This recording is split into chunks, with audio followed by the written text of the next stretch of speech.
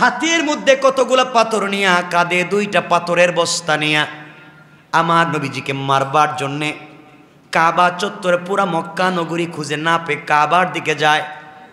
আমার রাসূল সরকারে কায়নাত, দু জাহানের সরদার নবী রহমত জনাবে মুহাম্মদুর রাসূলুল্লাহ সাল্লাল্লাহু আলাইহি ওয়াসাল্লাম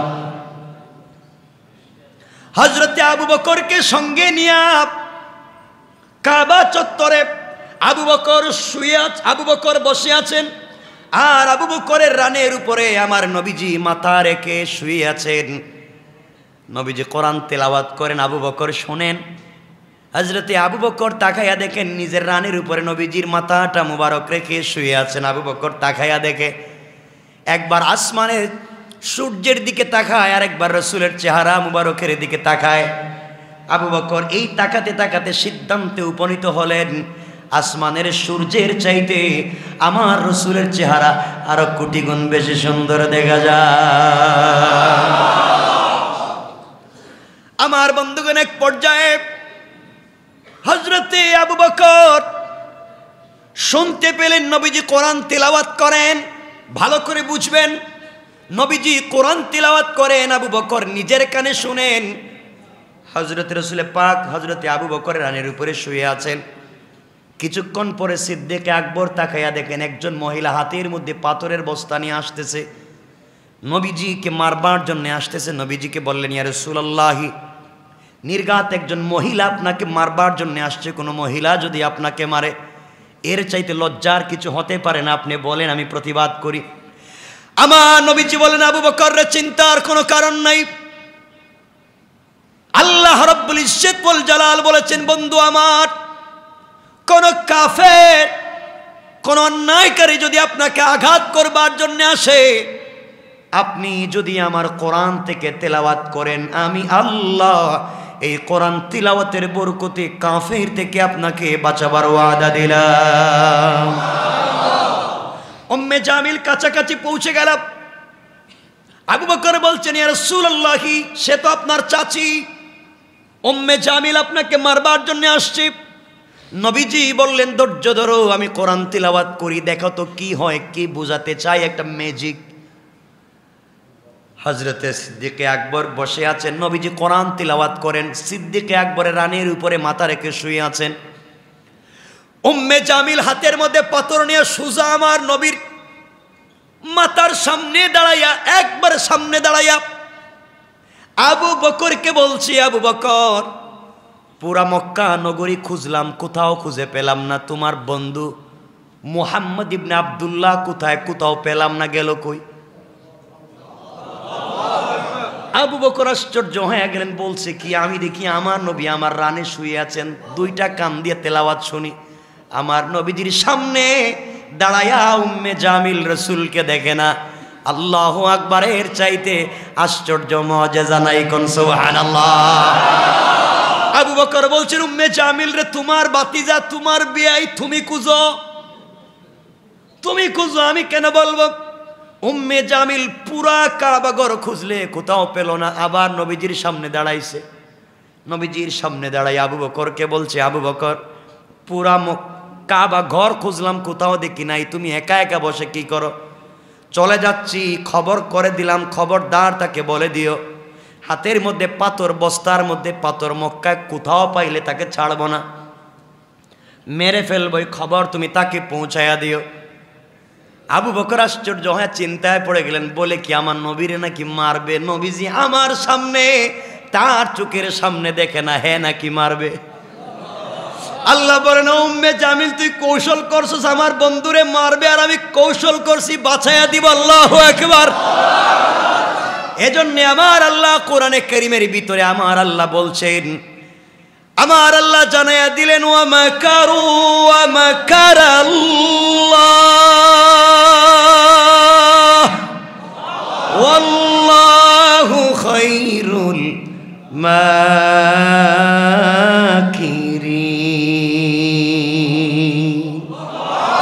তোমরা যে কৌশল করে দিনকে মুছে দিতে চাও রে গোলাম, তোমরা জানো না তোমাদের কৌশল যেখানে শেষ, এর 1000 কিলোমিটার দূর থেকে আমি আল্লাহর উত্তম কৌশল শুরু হয়ে যায়। কোন সুবহানাল্লাহ।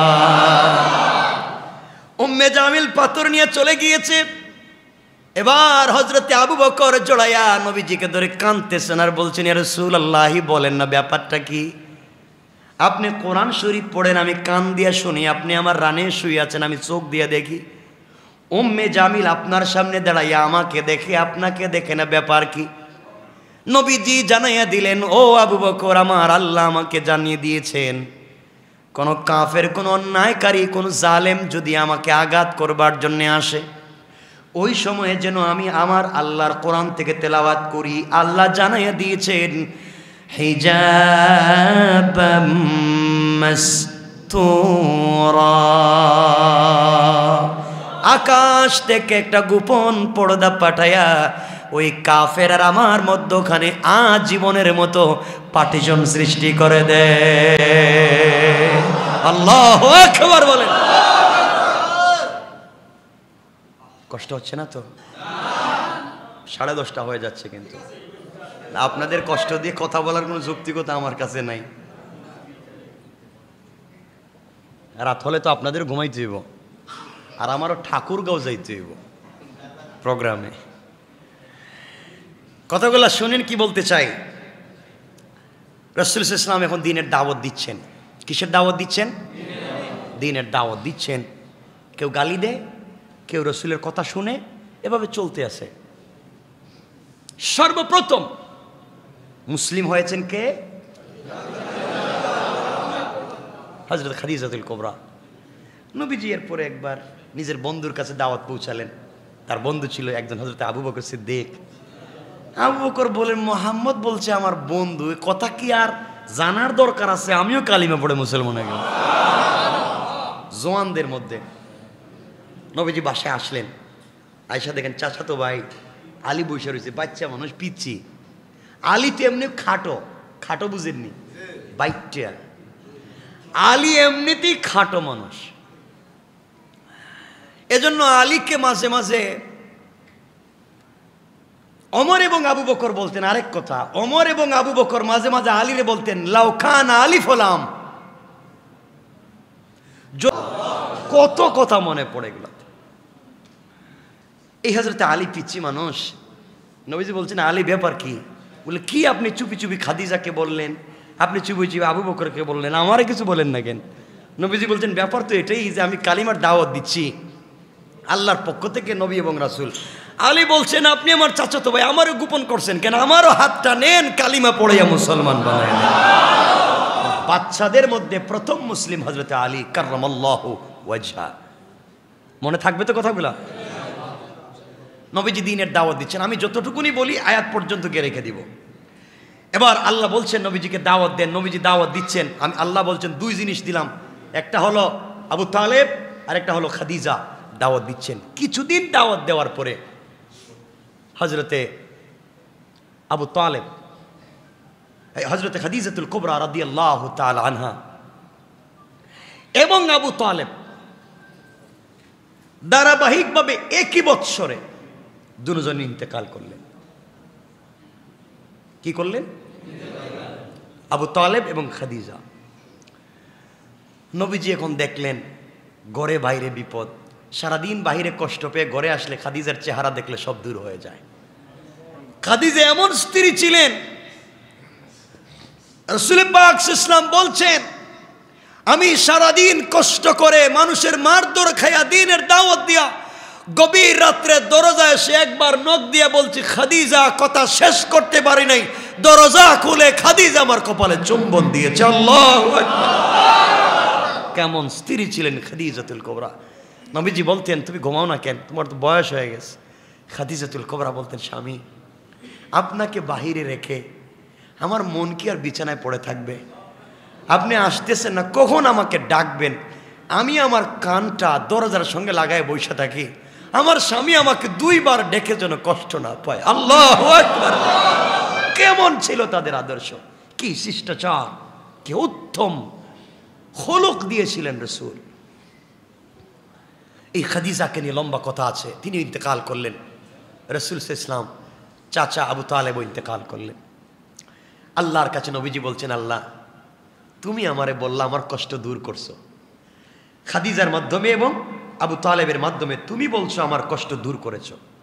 আল্লাযী আনকাদা যহরাক, যা ছিল আমার জন্য কষ্টে তুমি দূর করে দিয়েছো। এখন তুমি বলো আজ খাদিজাও নাই, আমার চাচাও নাই, কষ্ট কমছে না বাড়ছে? কথা বলেন। তুমি বলছো কষ্ট কমছে, আমি দেখতেছি এখন বাড়ছে, আমি কই যাব? নবীজি সাল্লাল্লাহু আলাইহি ওয়াসাল্লাম দেখলেন আর মক্কায় থাইকা লাভ নাই, চাচাও নাই, বাহিরে গেলে মানুষ মারতে পারে, খাদিজাও নাই, ঘরে আসলেও আমার শান্তি নেই, চলে যাই নানার বাড়ি তায়েফে। কই যাবেন? চলে যাচ্ছেন, মনে রাখবেন।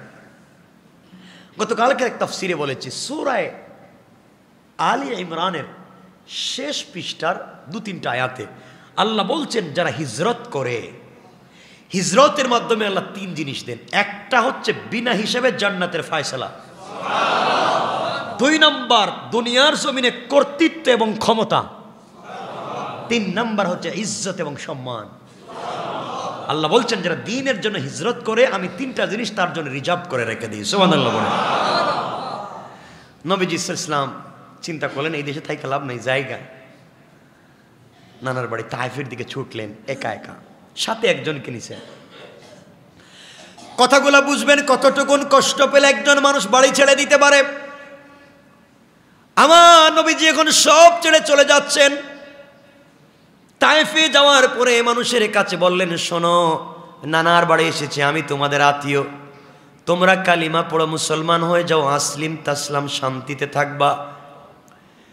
এই কথা শুনবার পরে তায়েফের মানুষেরা তো কালিমা পড়ল না, উল্টা পাগল বলে আমার নবীর হাতে পায়ে রশ্মি লাগাইয়া অপমানিত গোলামের ন্যায় টানা শুরু করলো, বাচ্চাদেরকে দিয়ে পিঠের মধ্যে আঘাত করতে লাগলো। নবীজির পায়ের মধ্যে চামড়ার মোজা ছিল, কথাগুলা বুঝবেন। নবীজির তারিখে খালি কানে লিখে নবীজির পায়ে চামড়ার মোজা ছিল, কাটা একটা পাঞ্জাবির মতো একটা কাপড় ছিল। নবীজি যখন আঘাতপ্রাপ্ত হয়েছেন, এখানে আরেকটা কথা বলে দিই মনে রাখবার জন্যে, আঘাতপ্রাপ্ত হয়েছেন, রক্তাক্ত হয়েছেন, অজ্ঞান হয়ে পড়ে গিয়েছেন 3 জায়গায়। যেই মানুষের শরীরে জান্নাতি 40 জন পুরুষের শক্তি আছে, এই মানুষকে কতটুকুন আঘাত করলে জমিনে পড়ে যায়। নবীজি অজ্ঞান হয়ে পড়ে আছেন। জ্ঞান ফিরবার পরে তাকে কুলে করে কাছে আনা হলো। একটা কথা বলে দিই মনে রাখবেন, তাফসীরে বাইজাউইতে লিখেছেন জিবরিল আমিন পৃথিবীতে আসতে 4 বার সব থেকে বেশি কষ্ট হয়েছে। পৃথিবীতে আসতে 4 বার কষ্ট হয়েছে। এর একবার হলো তায়েফের দিন রাসূলের কাছে আসার। 1 মিনিটে সেই কথাটা আপনাদেরকে বলে দিই। নবীজির শরীর থেকে রক্ত ঝরছে, মাথা থেকে রক্ত, ঠোঁট ফেটে রক্ত, চোখের সামন থেকে রক্ত, বডি থেকে রক্ত। রাসূল সাল্লাল্লাহু আলাইহি সাল্লাম নিজের শরীরের কাপড়গুলা খুললেন, শরীরটা মুছলেন। মুছতে মুছতে পুরা কাপড় রক্তে লাল হয়ে গিয়েছে, চিপলে রক্ত পড়ে। কাপড় শেষ হয়ে গিয়েছে, শরীরের রক্ত মুছা শেষ হয় নাই। সাথে যে ছিল যায়েদ, তাকে বললেন তোমার কাছে কাপড় থাকলে দাও। তিনিও কাপড় দিলেন। রাসূল সাল্লাল্লাহু আলাইহি সাল্লাম মুছতে লাগলেন, কাপড় শেষ। শরীর থেকে এখন পর্যন্ত রক্ত শেষ হয়ে যায় নাই। আল্লাহ পাক রব্বুল ইজ্জত ওয়াল জালাল দেখলেন বন্ধুর শরীর থেকে রক্ত ঝরেছে, কাপড় দিয়ে মুছে ফেলেছে, পায়ের মধ্যে চামড়ার মোজা আছে, পুরা চামড়ার মোজার ভিতরটা রক্তে লাল, ডুবে গেছে, জমে গেছে। 1 ফোঁটার রক্ত চামড়ার মোজার নিচ দিয়া লটকা লটকি করে এভাবে ফুটার মতো পড়ে যেতে পারে? আল্লাহর নবীর যখন 1 ফোঁটা রক্ত পা থেকে জমিনে পড়ে যায়, আল্লাহ দেখলেন তায়েফের মানুষ আমার নবীজিকে মেরেছে, তায়েফের মাটি বরদাস্ত করেছে, কিন্তু আমার নবীর 1 ফোঁটা রক্ত যদি জমিনে পড়ে যায়, জমিন আমার রসুলের রক্তের লোড নিতে পারবে না। পুরা জমিন ভেঙ্গে চুরে চুরমার হয়ে যাবে, কিয়ামত কায়েম হয়ে যাবে। আল্লাহ ডাক দিয়া বললেন জিবরাইল তুমি কোথায়? জিবরাইল বলছেন আল্লাহ আমি তো সিদরাতুল মুনতাহায় বড়ই গাছের নিচে। আল্লাহ বলছেন জিবরাইল এই মুহূর্তে তুমি তায়েফে যাওয়া লাগবে, আমার বন্ধুর পায়ের পাতা থেকে 1 ফোঁটা রক্ত লটকে আছে, 1 সেকেন্ডের 1 কোটি ভাগের ভিতরে মাটিতে পড়ে যাবে। তাড়াতাড়ি তুমি যাও, আমার বন্ধুর পায়ের নিচে তোমার পর বিছানা বিছাইয়া দাও, যেন আমার বন্ধুর 1 ফোঁটা রক্ত জমিনে না পড়ে রে। জিবরাইল যদি পড়ে যায় খবর রাখিস, পৃথিবী রাখবো না, এই পৃথিবী রাখবো না, দরকার নাই আমার, আর দুনিয়ার দরকার নাই, সব ভেঙে ফেলে দেব। জিবরাইল বলছেন আল্লাহ আমি তো এখন কোথায়? আল্লাহ বলছেন জিবরাইল যাও, সিদরাতুল মুনতাহা থেকে জান্নাতে যাও, জান্নাত থেকে রেশমি কাপড়ের একটা রুমাল নিয়ে যাও, আমার বন্ধুর পা থেকে রক্তগুলা মুছে দাও, জমিনে পড়তে দিও না। আল্লাহর কাছে জিবরাইল বলছেন আল্লাহ আমি কোথায়? জান্নাত কোথায় আর তায়েফ কোথায়? আল্লাহ বলেন জিবরাইল রে আমি বলছি, দেরি করার যাচ্ছে না। জিবরাইল বলেন পৃথিবীতে আসতে 4 দিন কষ্ট হয়েছে এত দ্রুত, ওই দিন আমি আমার 600 নূরের ডানা দিয়া একবার টান দিলাম, সিদরাতুল মুনতাহা থেকে জান্নাতে আসলাম, কাপড় নিলাম, রুমাল নিলাম, তায়েফে গিয়া দেখি নবীজির পা থেকে রক্তের ফোঁটা ছুটে গিয়েছে, জমিনে পড়ে যায়। জমিনে পড়ে যাওয়ার আগে আগে আমি আমার পরগুলা বিছাইয়া দিলাম। আল্লাহু আকবার বলেন।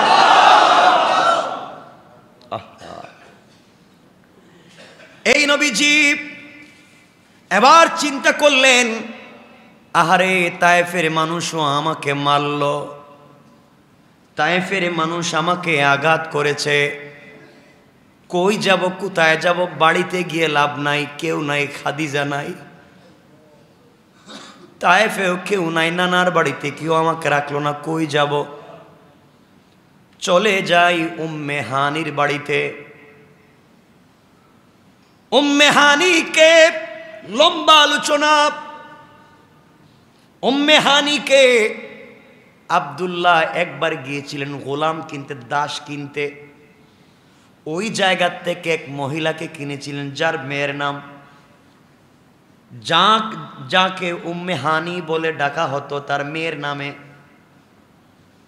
মনে রাখবেন তার বাড়িতে পৌঁছে গেলেন রসুল পাক সাল্লাল্লাহু আলাইহি ওয়াসাল্লাম, গিয়ে বলছেন বোন রে তোমার বাড়ি থেকে আজকে রাত্রে আমি থাকতে পারি? কথাগুলা দিল দিয়ে বুঝবেন কি বলতে চাই, লম্বা কথা, দীর্ঘদিনের সংক্ষেপ করে নিয়ে আসতে চাই, মনে হচ্ছে একদিনের ঘটনা। উম্মে হানির বাড়িতে গেলেন নবীজি, রাত্রবেলা বিছানায় শুয়ে আছেন, মনে পড়ে গিয়েছে তায়েফের দিনের কথা। মানুষ যখন একা হয় দুঃখের কথা মানুষের মনে পড়ে যায়, একা একা কান্না করে। নবীজি একবার তাকাইয়া দেখেন শরীরের দিকে দাগ পড়ে আছে শরীরে, যেই বডিতে আল্লাহ মশা মাছি বসাকে হারাম করেছেন, এই বডিটা ফুলে গিয়েছে, রক্ত লেগে আছে, চামড়া ছিলে গিয়েছে, শরীরটা ফুলে গিয়েছে, পুরা বডিতে ব্যথা। মনে পড়েছে আহারে আজ যদি আমার খাদিজা থাকতো, বাড়িতে গেলে আমার সবগুলা ব্যথা দূর হয়ে যেত। আজ যদি আমার চাচা থাকতেন, হয়তো তায়েফের মানুষ আমাকে মারবার সাহস পেত না। আমার চাচাও নাই, খাদিজাও নাই, কেউ নাই। আজ যদি আমার একটা নিজের ভাই থাকতো, তাইলে আমার দুঃখে দাঁড়ায় যাইতো, কেউ আমাকে আঘাত করতে পারতো না। আজ যদি আমার একটা বোন থাকতো, আমি বোনের বাড়িতে চলে যেতে পারতাম। আল্লাহর কাছে ডাক দিয়ে বলছেন আল্লাহ তাআলা আপনি না বলেছেন ওয়ারাফা'না লাকা যিকরাক, আমার সম্মান বাড়িয়েছেন, সম্মানটা আমি জানতে চাই কোথায়? খাদিজাও নাই, চাচাও নাই, তায়েফে গেলাম মানুষ আমাকে পিটাইলো, এত মাইর খাওয়ার পরে আমার সম্মানটা থাকলো কোথায় জানতে চাই। আল্লাহ রাব্বুল ইজ্জতুল জালালের কাছে আমার নবীজি যখন বলছেন আল্লাহ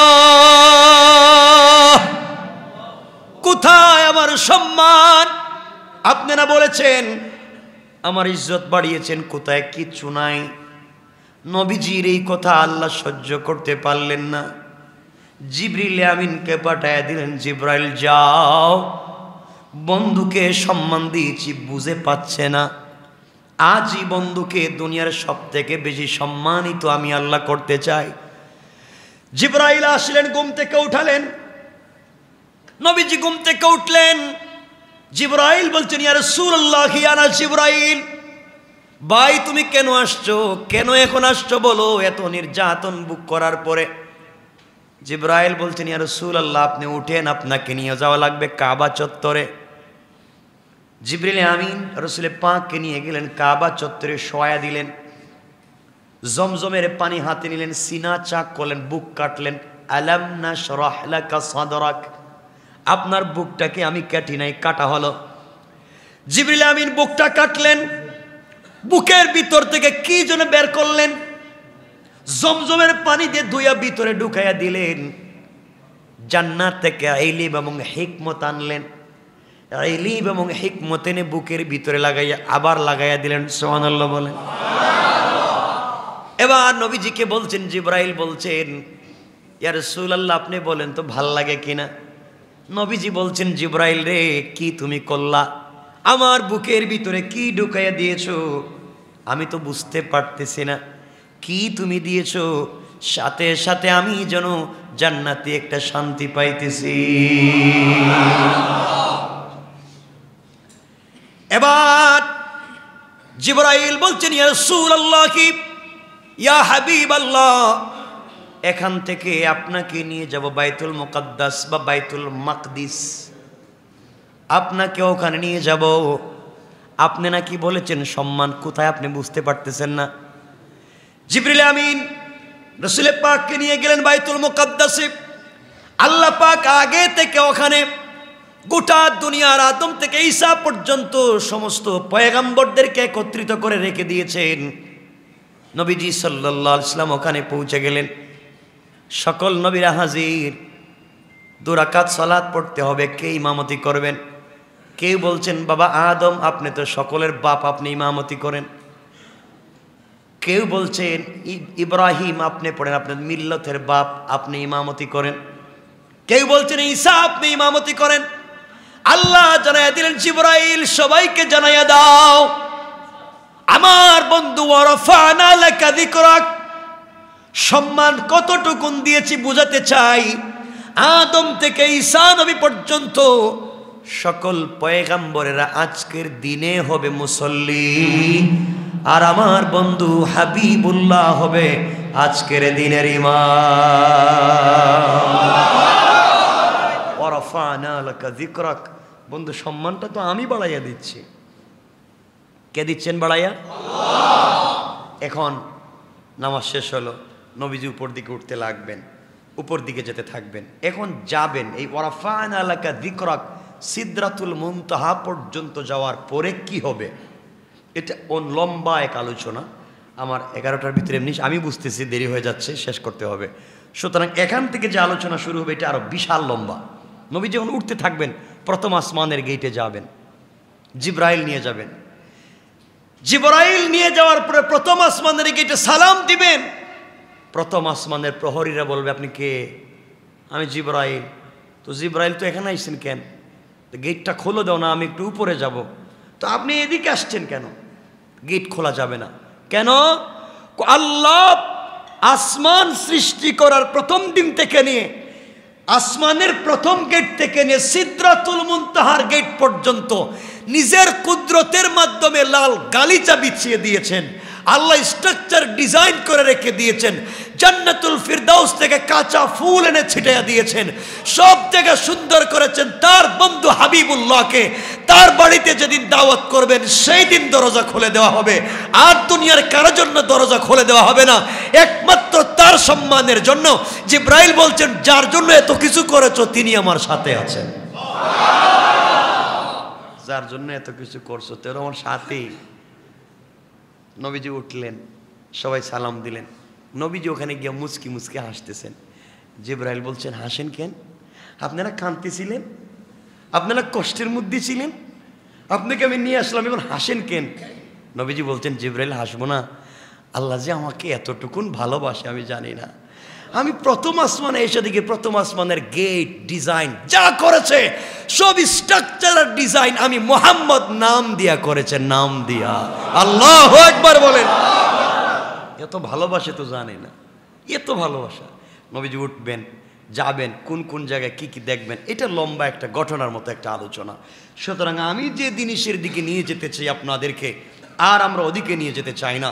আপনাদের কাছে আমি বুঝাতে চাই এবং জানতে চাই, এই রসুল সাল্লাল্লাহু আলাইহি ওয়াসাল্লাম যে মিশন, যে জিন্দেগি নিয়ে এসেছিলেন আপনার আমার কাছে, আল্লাহ বলছেন লাকাদ কানা লাকুম ফি রাসূলিল্লাহি উসওয়াতুন হাসানা। ও বিশ্ববাসী, তোমরা যদি উত্তম আদর্শ শিখতে চাও, তোমরা যদি শিষ্টাচার শিখতে চাও, দুনিয়ার জমিন থেকে সব ধরনের অনৈতিকতা দূর করে, জুলুম দূর করে ন্যায় ইনসাফ কায়েম করতে চাও, দুনিয়ার কোনো জিনিস দিয়ে হবে না, কারো চরিত্র আদর্শ দিয়ে হবে না। এই পৃথিবীকে সুন্দর করতে চাইলে একজনের আদর্শ লাগবে, তিনি হলেন মুহাম্মদুর রাসূলুল্লাহ। তার আদর্শ ছাড়া বিকল্প কোনো রাস্তা নাই। নবীজির আদর্শ তো তেমন ছিল, কারোর সাথে কথা বললে মুস্কি হেসে কথা বলতেন। কেউ তাকে মারবার জন্য গেল, তার হাত ধরে মুসাফা করতেন, বুকের সঙ্গে জড়াইয়া ধরতেন, দুশ্মনও দুস্থ হয়ে যেত। সুবহানাল্লাহ বলেন। সেই ছিলেন আমাদের রসুল। এই রসুল সাল্লাল্লাহু আলাইহি ওয়াসাল্লামকে আমরা ভালোবাসতে পারবো তো ইনশাআল্লাহ? বলেন ইনশাআল্লাহ। অনেক লম্বা আলোচনা, আপনাদেরকে কষ্ট দিতে চাই না। রাত্র 2 ঘন্টা হয়ে গেছে প্রায়, আর আপনাদেরকেও কষ্ট দিতে চাই না, আমিও লম্বা করতে চাই না। আলোচনা অনেক দূরের বাত, অনেক লম্বা বিষয়। শেষ দিকে যে কথাগুলো বলতে চাই, দিল দিয়ে শুনেন আপনাদেরকে কি বুঝাতে চাই। ও ভাই, ভালো করে বুঝো, রসুলে চলে গিয়েছেন, রসুলের মতো মহামানবকে আল্লাহ দুনিয়া রাখেন নাই, তোমাকে আমাকে রাখবেন না। ওই নিউ মার্কেট এলাকার মুসলমানেরা শোনো, একদিন দেখবা চৌধুরী বাড়ির চৌধুরী বাড়ি থাকবে, চৌধুরী সাহেব থাকবেন না। একদিন চেয়ারম্যানের বাড়ির চেয়ারম্যান বাড়ি থাকবে, চেয়ারম্যান থাকবেন না। একদিন শিল্পপতির বাড়ি থাকবে, শিল্পপতি থাকবেন না। এই এলাকার সবথেকে বড় ধনীর বাড়ি থাকবে, ধনী সাহেব থাকবেন না। একদিন আপনার টাকায় বানানো বাড়ি থাকবে, থাকবেন না শুধু আপনি। কি নিয়ে যাবেন রবের কাছে? কি নিয়ে যাবেন রবের কাছে? কি আছে এমন যেটা নিয়ে আপনি রবের সামনে দাঁড়াবেন? শোনো এলাকার মানুষ, নিউ মার্কেটে তোমার ব্যবসা, পুরা এলাকার মধ্যে তোমার ব্যবসা, সারাদিন ব্যবসা করেছো, ঘুম থেকে উঠে ঘুমাতে যাওয়া পর্যন্ত ব্যবসা করেছো। এশার সময় আল্লাহ ডাক দিয়েছেন, যাও নাই। জোহরের সময় রব ডাক দিয়ে বলেছেন, ও বান্দা, ব্যবসার মধ্যে কল্যাণ নাই, হাইয়া আলাল ফালাহ, কল্যাণ তো আমার কাছে, তুমি আমার কাছে আসো, রসুলের জিন্দেগি নিয়ে আসো।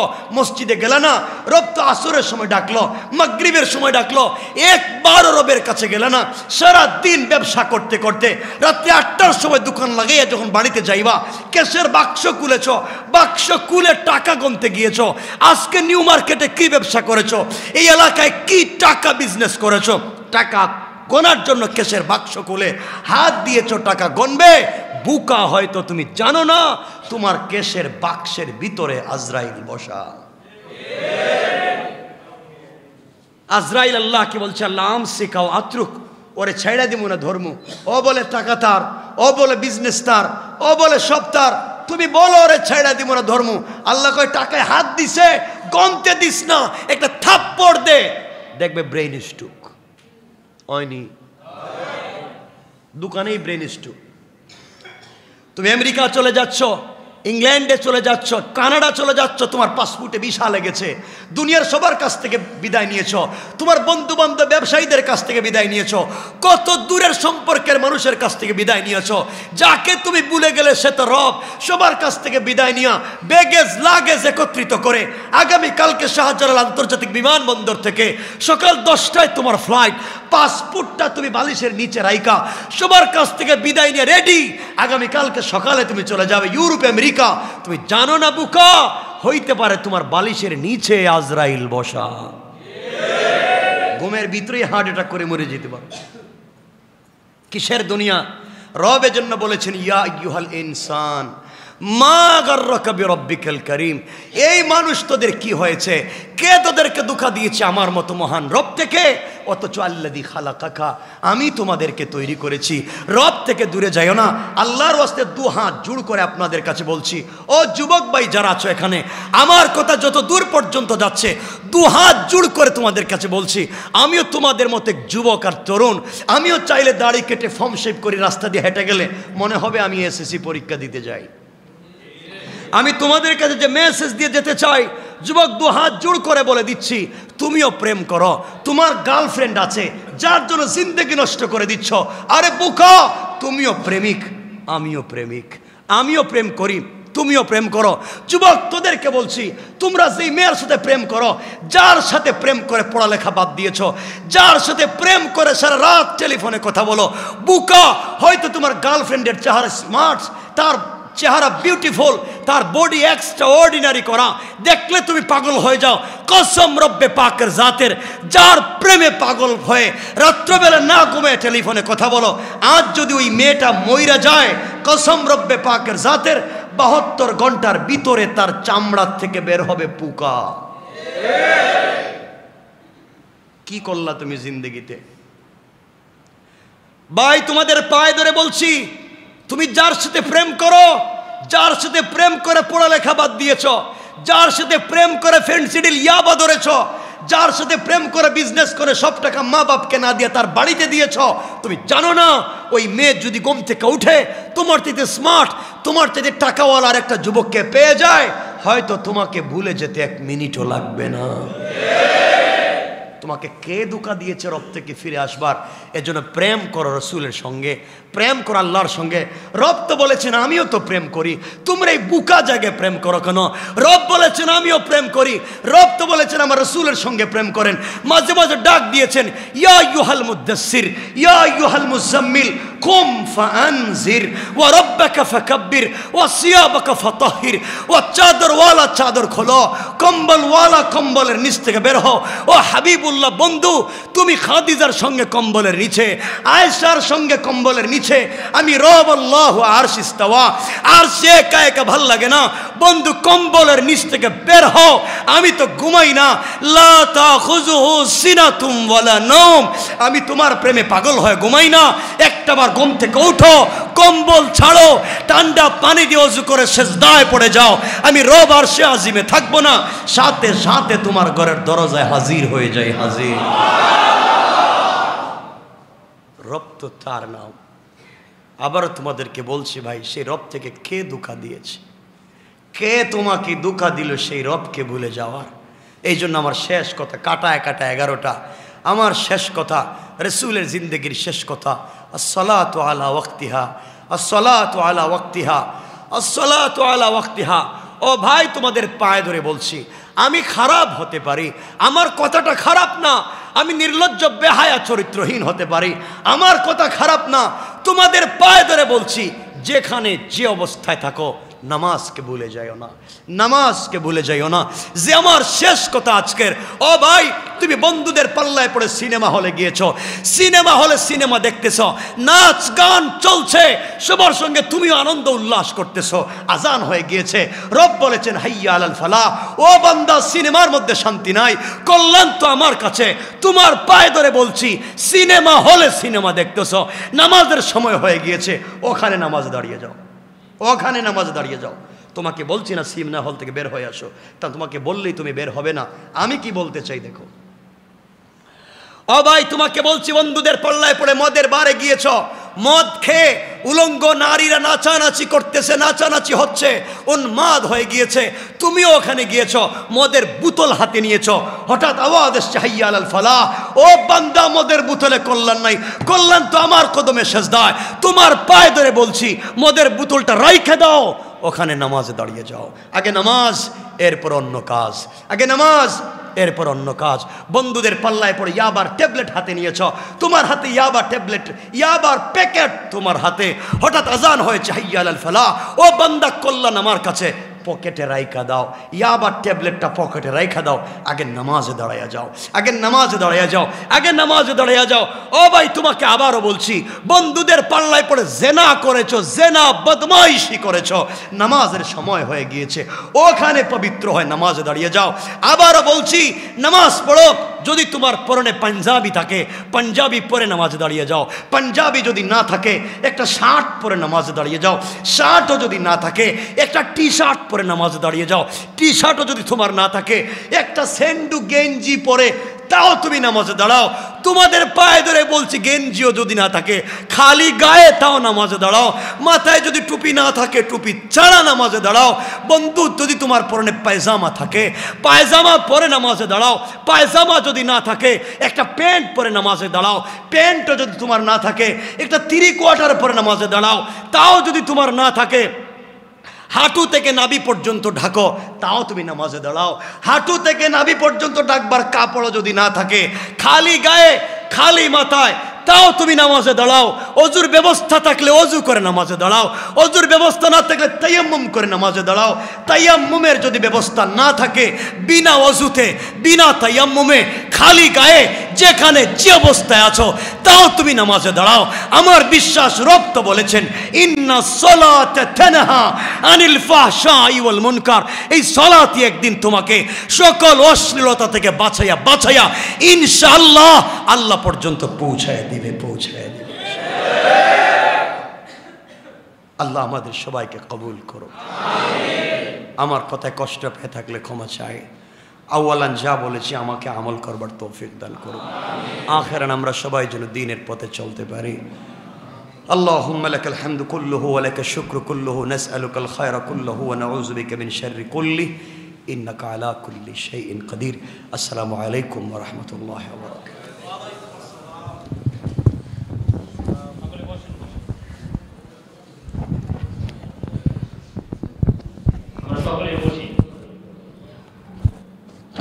বিশেষ আকর্ষণ এখনো বাকি আছে।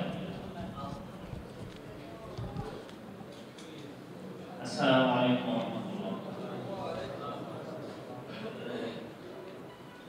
আলহামদুলিল্লাহ, আমরা হুজুরের মুখ থেকে অত্যন্ত গুরুত্বপূর্ণ আলোচনা শুনেছি।